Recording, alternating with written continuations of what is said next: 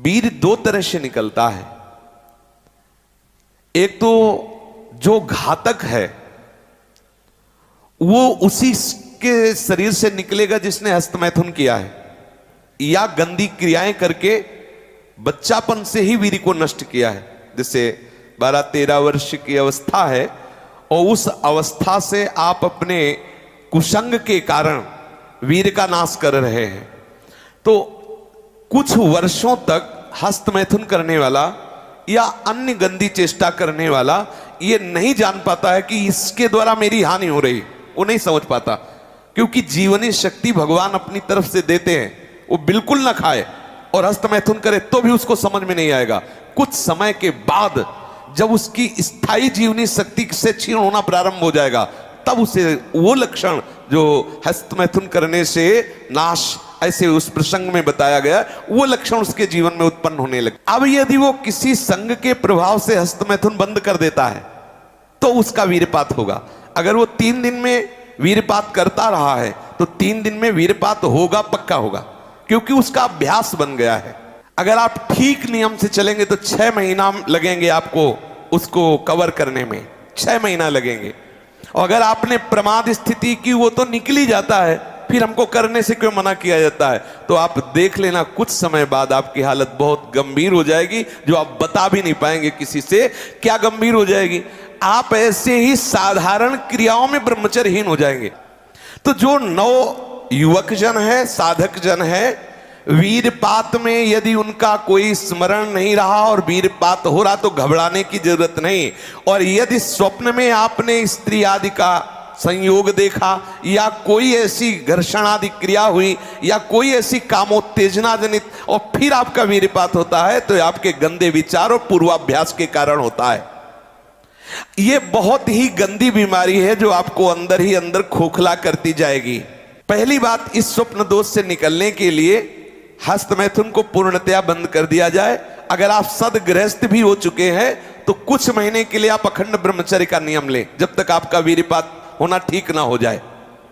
आप वो हानिकारक जो कामोत्तेजना बढ़ाने वाले भोजन है उनको छोड़िए, जैसे अत्यधिक नमक, बहुत कड़वी लाल मिर्च, और जैसे बहुत ही वो मीट मसाला आदि जो बहुत ही कड़वा तीखा, ऐसा गरम मसाला, और बिल्कुल गर्मा गर्म भोजन। ये आपके स्वप्न दोष के ठीक होने की बात है। यदि आप स्वप्न दोष से बचना चाहते हैं तो अत्यधिक नमक, बहुत कड़वी मिर्च, बहुत ही वो उष्ण गर्मा गर्म भोजन, बहुत गर्म मसाले से बना हुआ भोजन, और अत्यंत खट्टी चटनी, जैसे इमली की है, कच्चे आम की चटनी है, और मांस। ये जो लोग कहते हैं कि मांस ताकतवर होता है, तुम्हारी चर्बी बढ़ा देगा, ताकत नहीं। ताकत कहते हैं संकल्प शक्ति को। ताकत शरीर शक्ति प्रधानता नहीं होती। संकल्प शक्ति का एक महात्मा पूरे समुद्र को अंजुलि में पी गया। देखो, संकल्प शक्ति, शरीर की शक्ति एक सीमित शक्ति है, संकल्प शक्ति एक महान शक्ति है। जो ब्रह्मचर्य से युक्त होता है उसकी संकल्प शक्ति बढ़ती है। भले आप मांस खा के मोटी चर्बी और आप व्यायाम करके दिखा सकते हैं कि देखो मैं ब्रह्मचर्य क्षीण करता हूं लेकिन बलवान हूं, लेकिन आप आत्मशक्तिहीन है। वो आपका मोटा हो जाना बलवान नहीं है, आपके सुंदर सुंदर मांसपेशियां निकल आना वो बल नहीं है। आप शक्ति, बलवान वो है जो आए हुए आंतरिक वेगों को सह जाए। आए हुए आंतरिक वेग को जो सह गया वही बलवान है। ये जो मछली, अंडा, मांस खाते हैं ये कभी इस रोग से मुक्त नहीं हो पाएंगे। और जो लोग कहते हैं मैं तो खाता हूं मेरे अंदर नहीं, विश्वास मत मानना, पक्का झूठा है। वो जो शराब पीता है वो अपने वीर को पवित्र नहीं रख पाएगा। चाहे गृहस्थ हो, चाहे व्यापारी हो, चाहे किसी भी तरह की स्थिति में हो, सावधान हो जाओ, ये शराब आपके जीवन को नष्ट कर देगी। ब्रह्मचर्य में अपने आप एक उन्माद है। थोड़ा अंगूर, मीठे संतरा, सेव, अनार, ये स्वास्थ्यवर्धक वस्तुएं आप ले सकते हैं, लेकिन ऐसे वस्तु जो आपके ब्रह्मचर्य को नष्ट करें, ये पहले भोजन छोड़ें।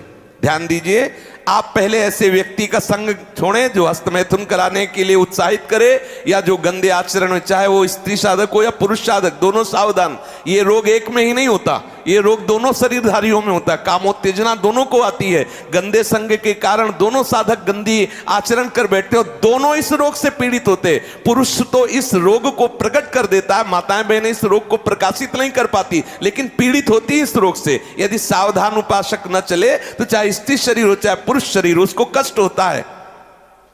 दूसरी बात इसमें सहयोग है 4 बजे उठना।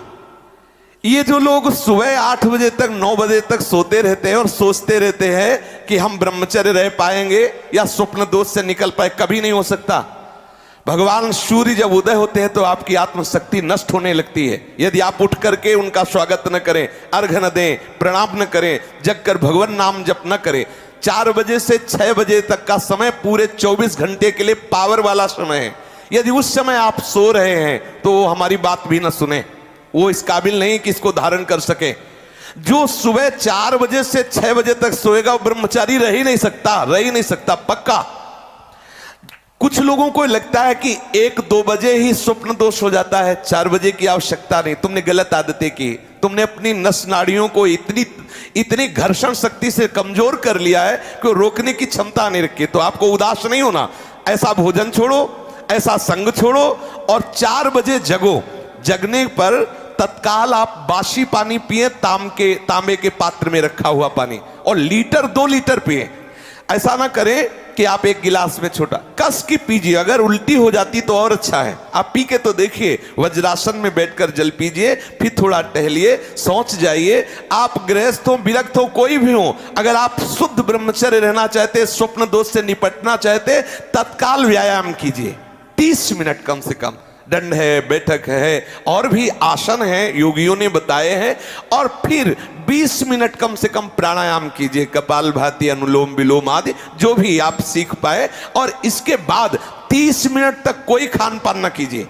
प्राणायाम व्यायाम के 30 मिनट तक ना आप चाय पीजिए ना पानी। चाय तो बड़े बूढ़ों की बात है, आपका शरीर रोगी हो तो चाय की जरूरत क्या है। ब्रह्मचारी अपने आप में इतना चाय होता है कि उसे जरूरत ही नहीं दूसरे किसी गर्म पदार्थ पाने की। अब ये सावधानी रखे कि जैसे आजकल बहुत बड़ा खतरनाक चल गया है स्मार्ट मोबाइल, इंटरनेट।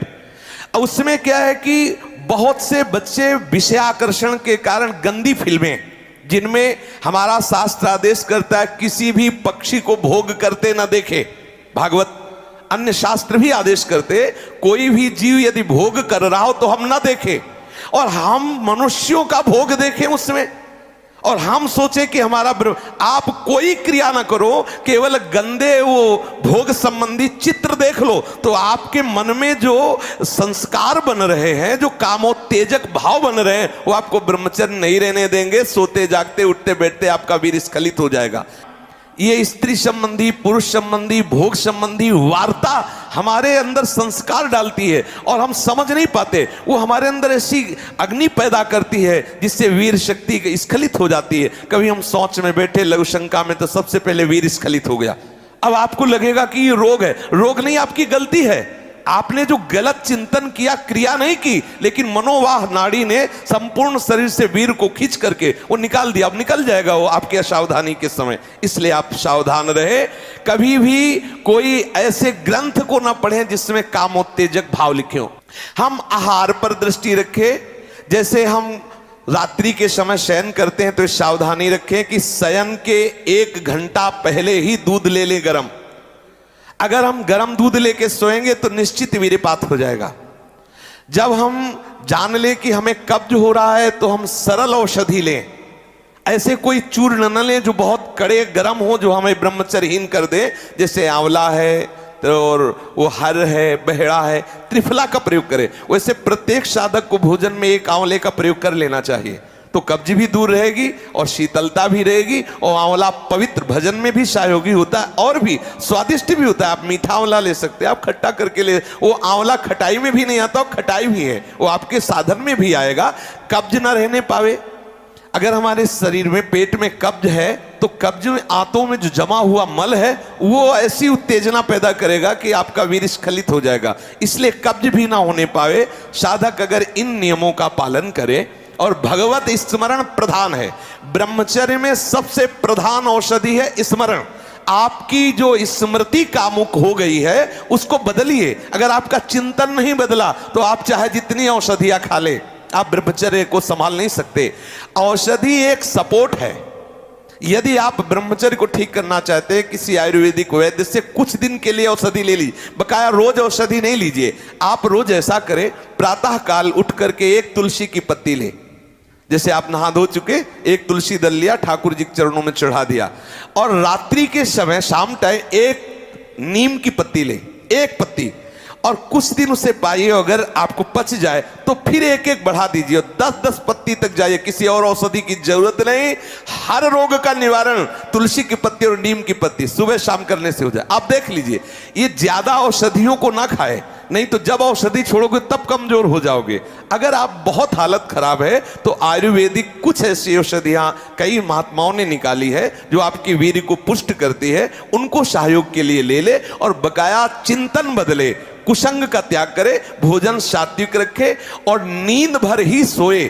ज्यादा नहीं कि प्रमाद स्थिति में पड़े रहोगे तो फिर भी ब्रह्मचर्य हानि की संभावना है। नींद भर सोए, प्रातःकालीन वेला पर जग जाए, प्राणायाम व्यायाम करे तो निश्चित इस पर विजय प्राप्त। ऐसे ऐसे साधक हैं कि 10-10 वर्ष हो गए स्वप्न दोष नहीं हुआ, 10-10 वर्ष हो गए स्वप्न दोष ही नहीं हुआ। ऐसे भी उपासक है हमारे पास है, अपने पास है, 10 वर्ष हो गए स्वप्न दोष ही नहीं हुआ। तो क्या है, उन्होंने संयम किया, वीर जो है स्थगित हो गया, परिपक्व हो गया, धीरे धीरे ऊर्ध्वगामी होने लगता है। आप कभी घबराए नहीं साधक, सावधानी पूर्वक ये जो जो बातें बताई गई अपने जीवन में उतारे। चाहे गृहस्थ हो चाहे विरक्त, वीर ही अमृत है, वीर त्याग ही मृत्यु है, इतना समझ ले। श्री राधा वल्लभ लाल की। कृष्ण जी की गीता आपकी पूरी जिंदगी बदल देगी, ये देखिए। और ये मैं आपको एक्सपीरियंस करके बता रही हूँ कि शुरुआत में मेरे भी बहुत क्वेश्चंस होते थे, स्पेशली जब मैंने मोटिवेशनल सेशंस शुरू किए थे तो मैं दूसरे तरह की मोटिवेशनल किताबें हैं वो भी पढ़ती थी। और उससे पहले क्योंकि मैंने कुछ शास्त्र पढ़ लिए थे तो मुझे ऐसा लगता था कि जो जो किताबें मैं यहाँ पढ़ रही हूँ ये सब कुछ तो लिखा है और सिंप्लीफाइड वर्जन में लिखा है या और डेप्थ में लिखा है। तो उस दिन मुझे पता चला कि खजाना तो आपके ही पास है, आप बाहर ढूंढ रहे हैं, लेकिन पूरा खजाना आपके पास पड़ा है। तो पहले अपने शास्त्रों को पढ़िए, फिर डेफिनेटली आप बाकी चीजें पढ़िए और आपको समझ आएगा कि जो आप पढ़ रहे हैं वो पहले ही आपके शास्त्रों में बता दिया गया है।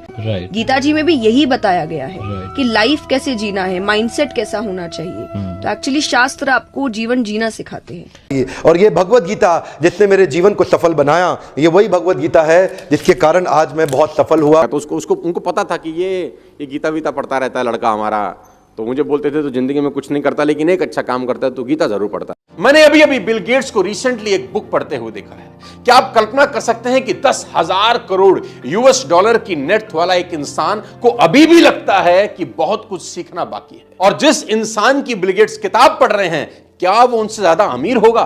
तो जवाब है नहीं। अपने से कम पैसे वाले लोगों से भी आप कुछ ना कुछ जिंदगी में सीख सकते हैं। मेरे फादर ने बोला आप क्या? मैंने कहा S क्लास लेंगे पापा। बोले यार तू मिडिल क्लास से S क्लास पे पहुंच रहा है। मैंने कहा देखो काम कर रहा है कि नहीं कर रहा है जुगाड़। बोला हाँ काम तो करता है यार, है सही, जुगाड़ बहुत सही है। कौन सी किताब? मैंने कहा ये 200 रुपये किताब थी मात्र, जिंदगी पूरी बदल दी इसने हमारी। लगभग 18 बरस पहले जब मैंने मेरे जीवन में एक किताब पढ़ी, उसने मेरा पूरा जीवन बदल दिया था। ये मेरी लाइफ का टर्निंग पॉइंट था ये बुक।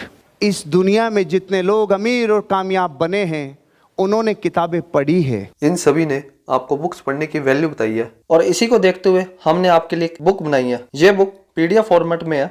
इस बुक में हमने दुनिया की महान 12 बुक्स की समरी बताई है। इन 12 बुक्स में से एक बुक श्रीमद् भगवद गीता जी भी है और सोनू शर्मा द्वारा बताई गई वह बुक भी है जिसे पढ़कर वो अमीर बने। हर्षवर्धन जी द्वारा बताई गई बुक भी इन 12 बुक्स में से एक है। हम गीता जी के ऊपर हाथ रखकर कसम खाते हैं इस बुक को पढ़ने के बाद आपको वो सब मिलेगा जो आप अपनी लाइफ में चाहते हैं। गीता जी के साथ में हमारे बुक का कवर पेज भी है ताकि आप हम पर विश्वास कर सके। इस बुक में टोटल 738 पेजेस है। ये बुक आपकी पूरी जिंदगी बदल देगी। ये बुक आसान हिंदी भाषा में है। इस बुक को आप मोबाइल और लैपटॉप में ही पढ़ सकते हैं। इन 12 बुक्स की टोटल मार्केट वैल्यू 3500 रुपए है और इस बुक का price movie ticket, mobile recharge और नेटफ्लिक्स मेंबर से भी कम है। सिर्फ और सिर्फ 199 रुपीज। इतने पैसे तो आप किसी चीज को खाने या मौज मस्ती में खर्च कर देते हैं। हम आपको 10 डेज मनी बैक गारंटी भी देते हैं। गीता जी की कसम खाकर कहते हैं, अगर आपको यह बुक अच्छी ना लगे तो हम आपके सारे पैसे वापस लौटा देंगे, वो भी 10 दिन के अंदर। If you want to read a book, तुमको कोई लोन लेने का जरूरत नहीं है। मजे की बात तो यह है, अगर तुम एक सफल आदमी की जीवनी पढ़ना चाहते हो तो तुमको क्या लोन लेने का जरूरत है। मात्र 200-500 रुपए के अंदर एक सफल आदमी की किताब मिल जाती है। मिडिल क्लास फैमिली के लोगों को यह बहुत बड़ा काम लगता है। क्या बैंक से लोन लेना पड़ेगा किताब पढ़ने के लिए? नो लेडीज एंड जेंटलमैन, आप अपने बच्चे से पैसा बोरो करके भी एक सफल आदमी की किताब पढ़ के सीख के उसको जिंदगी में इंप्लीमेंट कर सकते हो। Don't be serious in life but take life seriously. एक ही जिंदगी है, इन्वेस्ट इन बुक्स। पूरी दुनिया के 5% लोगों में शामिल हो सकते हैं इफ यू रीड। आप खुश नसीब है कि ये वीडियो आप देख पा रहे हैं। आज आपको भगवान श्री कृष्ण जी की गीता और दुनिया की महान लाइफ चेंजिंग बुक्स पढ़ने का मौका मिला है। आज डर मत फरहान, नहीं तो 50 साल बाद जब तू बूढ़ा होकर ऐसी किसी अस्पताल में पड़ा होगा और मरने का इंतजार कर रहा होगा, तब सोचेगा कि लेटर हाथ में था, टैक्सी गेट पर थी, जरा सी हिम्मत कर लेता ना तो साली जिंदगी कुछ और हो सकती थी। अब डिसीजन आपका। तो इस बुक को पढ़कर आप एक सफल इंसान बनना चाहते हैं या एक आम जिंदगी जीना चाहते हैं? आप सफलता से एक कदम दूर है। इस बुक को अगर आपको पढ़नी है तो इस बुक का लिंक मैंने डिस्क्रिप्शन में दे दिया है। राधे राधे।